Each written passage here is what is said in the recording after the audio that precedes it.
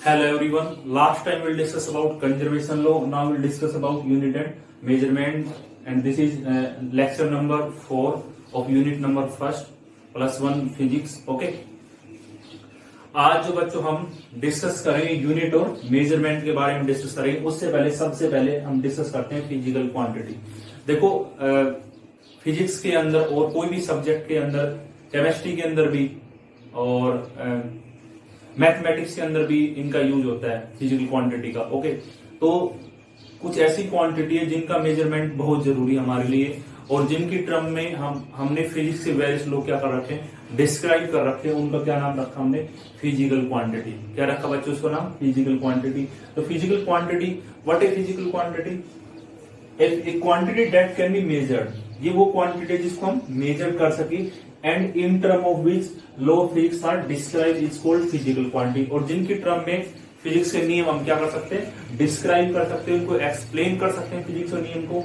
उनका क्या नाम रखा? Physical quantity. For example mass, length, time, force, etc.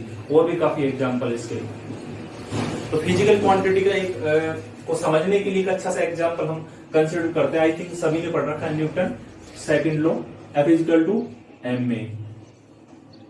आपको पता है मैथमेटिकल फॉर्म के अंदर हम न्यूटन सेकंड लॉ को ऐसे लिख सकते हैं, F equal to ma। Okay, F equal to ma। तो m मास या m क्या है? मास। ए क्या है? एक्सेलरेशन। F क्या है? Force.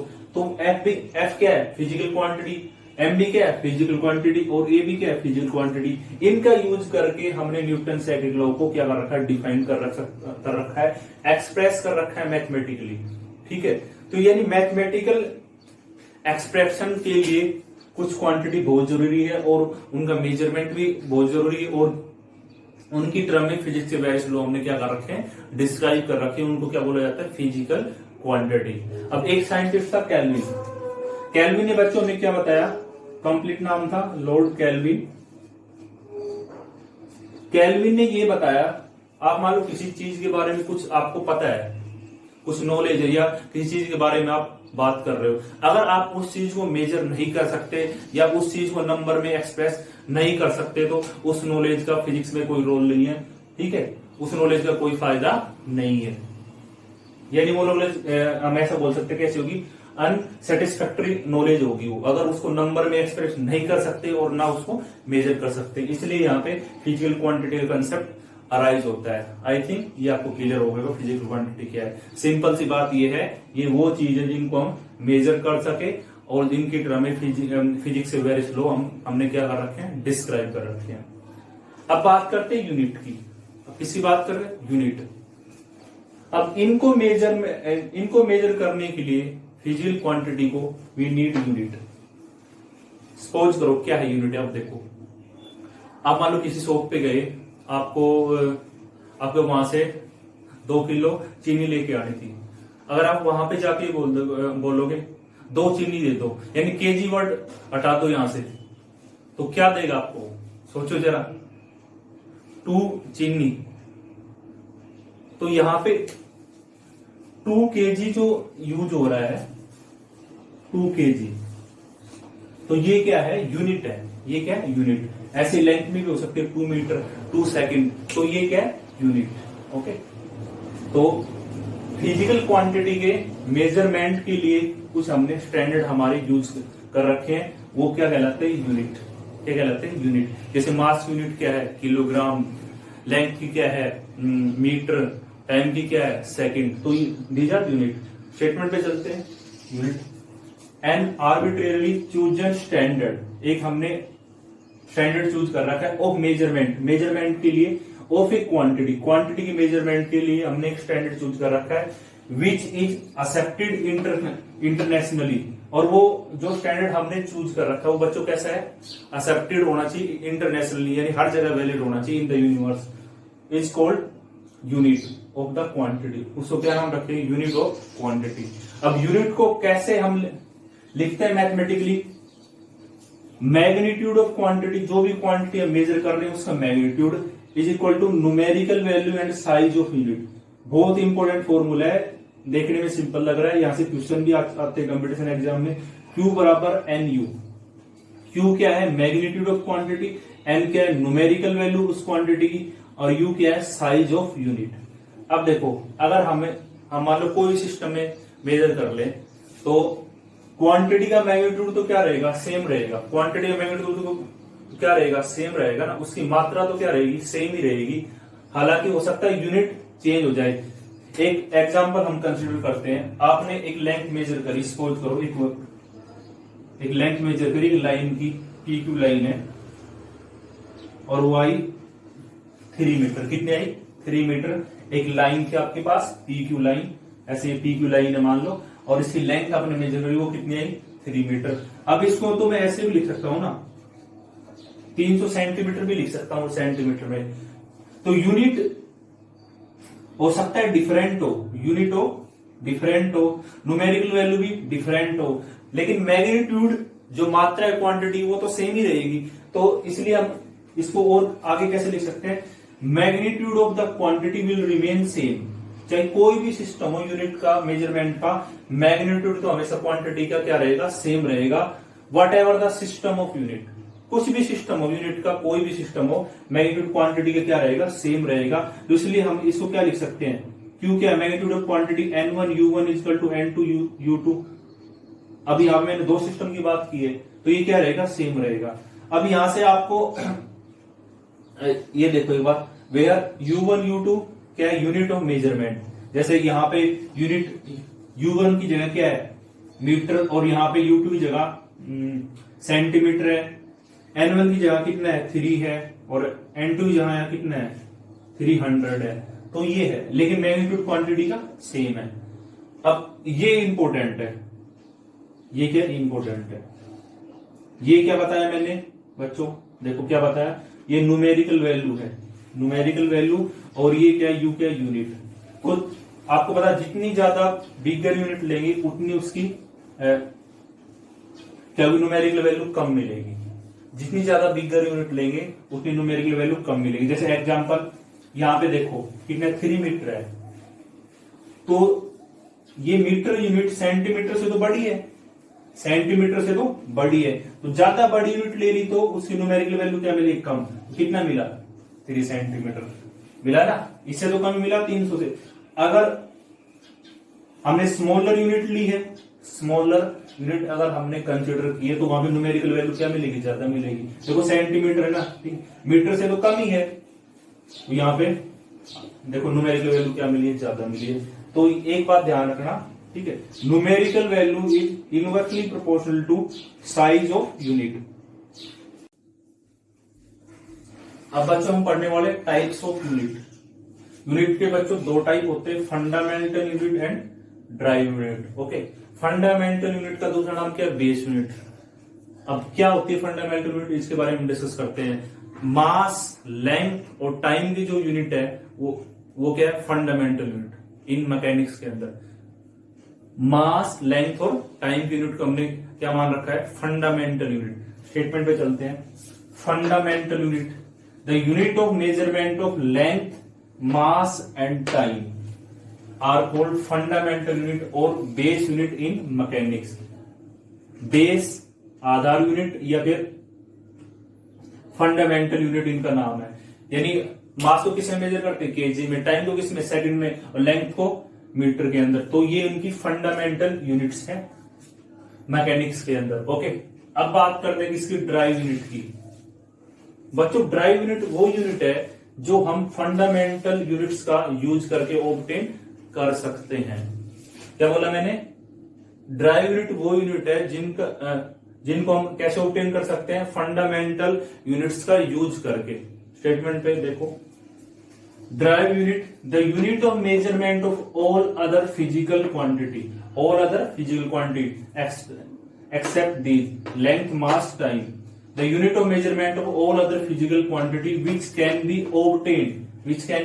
obtained from fundamental unit using mathematical operation। यानी ड्राइव यूनिट को हम ऑब्टेन करेंगे फंडामेंटल यूनिट से ही, लेकिन उसके लिए कुछ मैथमेटिकल ऑपरेशन का यूज करना पड़ेगा, मल्टीप्लिकेशन, डिवीजन, इनका यूज करना पड़ सकता नहीं। फॉर एग्जाम्पल ऐसे से आपको क्लियर हो जाएगा। जैसे आपको पता है यूनिट ऑफ वेलोसिटी क्या है, मीटर पर सेकंड, मीटर पर सेकंड। आपने फॉर्मूला पढ़ रखा है वेलोसिटी का, वेलोसिटी क्या होती है, पढ़ रखा है 9th में सभी ने। वेलोसिटी होती है डिस्प्लेसमेंट अपॉन में टाइम, डिस्प्लेसमेंट अपॉन में टाइम। डिस्प्लेसमेंट क्या है, लेंथ है, लेंथ को किसमें मेजर करेंगे, मीटर में, टाइम को किसमें, सेकंड में, तो उस यूनिट का मीटर पर सेकंड। यानी हमने लेंथ वाली यूनिट का और टाइम की यूनिट का यूज करके इस यूनिट ऑब्टेन की है, एक दूसरी फिजिकल क्वांटिटी यूनिट ऑब्टेन की है, क्या ये मीटर पर सेकंड, तो उसको क्या बोला जाएगा, ड्राइव यूनिट। क्या बोला जाएगा, ड्राइव यूनिट है। ऐसे स्पीड का भी हम ऑब्टेन कर सकते हैं, तो स्पीड आपको पता है डिस्टेंस अपॉन में टाइम, डिस्टेंस को मीटर में, टाइम को सेकंड में, तो क्या है मीटर पर सेकंड। ऐसे काफी क्वांटिटी जिनका हम ऑब्टेन कर सकते हैं यूजिंग फंडामेंटल यूनिट, उनका क्या नाम रखा, ड्राइव यूनिट। अब जो हमें यूनिट जो चूज करनी उसके लिए क्या स्टैंडर्ड कंडीशन होनी चाहिए वो इंपॉर्टेंट है। Choice of standard unit, following are the essential requirement. इसके लिए कुछ रिक्वायरमेंट है, यानी ये कंडीशन फॉलो होगी तो अच्छा रहेगा। First one is it should B accurately defined. यही यूनिट जब हम भी चूज करेंगे तो वो यूनिट क्या होनी चाहिए, एक्यूरेटली डिफाइंड होनी चाहिए, यानी प्रॉपर वे से उसके अंदर कोई कंफ्यूजन नहीं होना चाहिए किसी टाइप का डेफिनेशन उनके अंदर। ठीक है, जैसे आपने पढ़ रखा है 1 मीटर इक्वल टू 100 सेंटीमीटर, ये क्लियर कट है। ठीक है, तो इसके अंदर एक्यूरेटली डिफाइंड होनी चाहिए स्टार्टिंग से ही। It should be of stable size, और उसका अगर हम कन्वर्जन करेंगे तभी साइज काम आएगा, साइज ऑफ यूनिट का, और साइज क्या होना चाहिए, स्टेबल होना चाहिए, यानी इतने अमाउंट के अंदर इतनी होगी, इस टाइप से मतलब कि साइज सेम होना चाहिए। It should not change with time, time के साथ चेंज नहीं होनी चाहिए।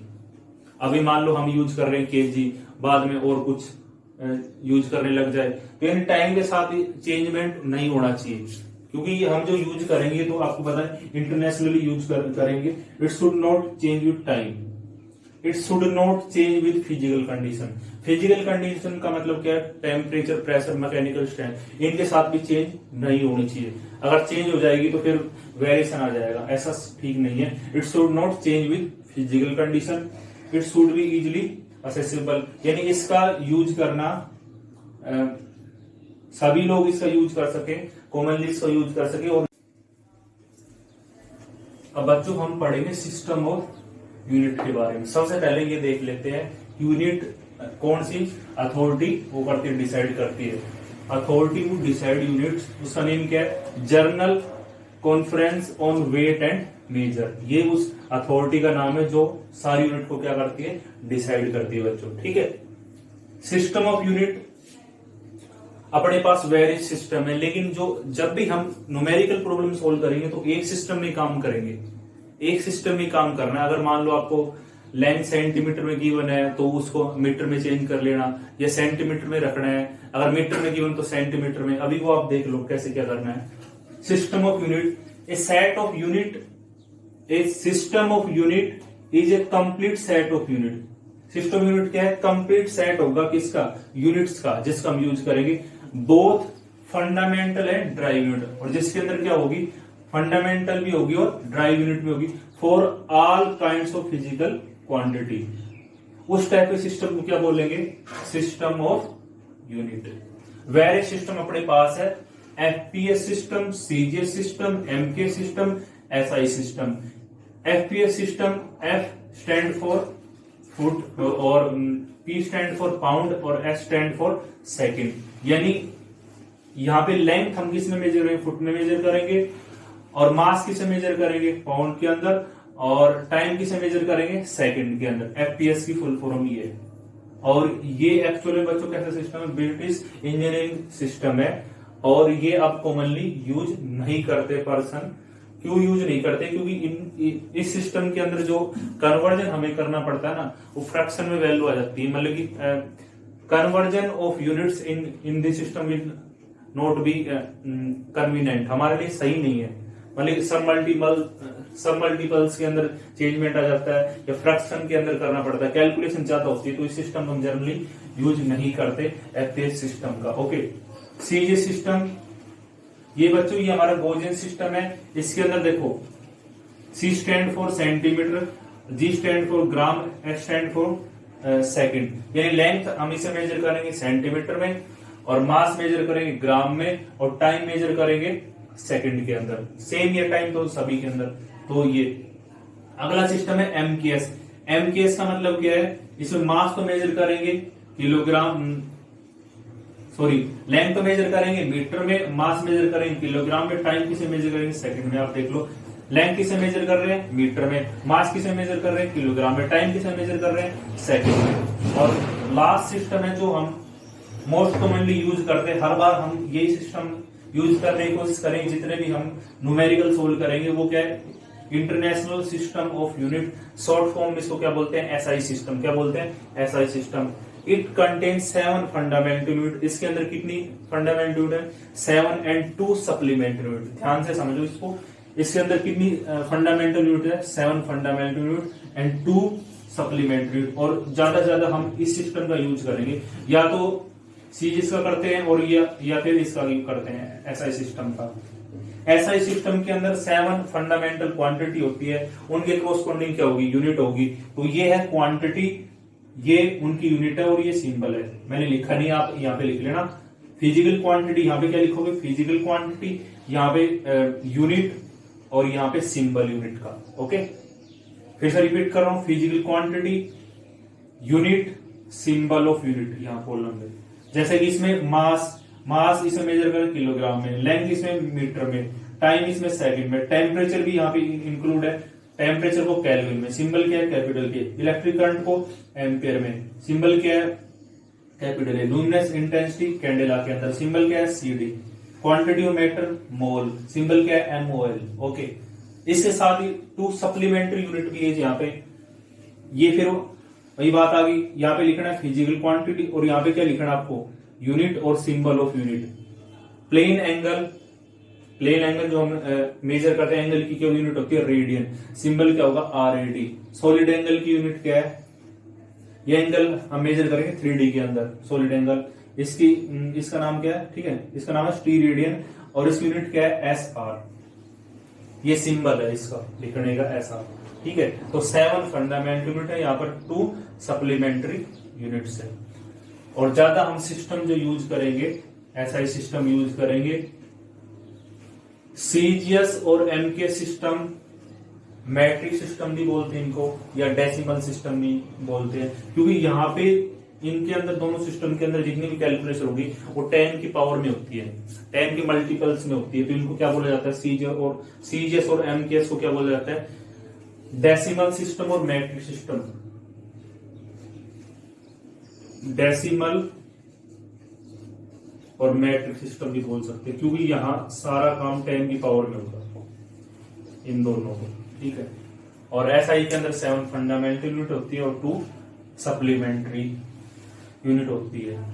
इंडिया के अंदर जो यूनिट्स के स्टैंडर्ड को जो करता है डिसाइड, वो ब्रांच अपनी उसका नाम है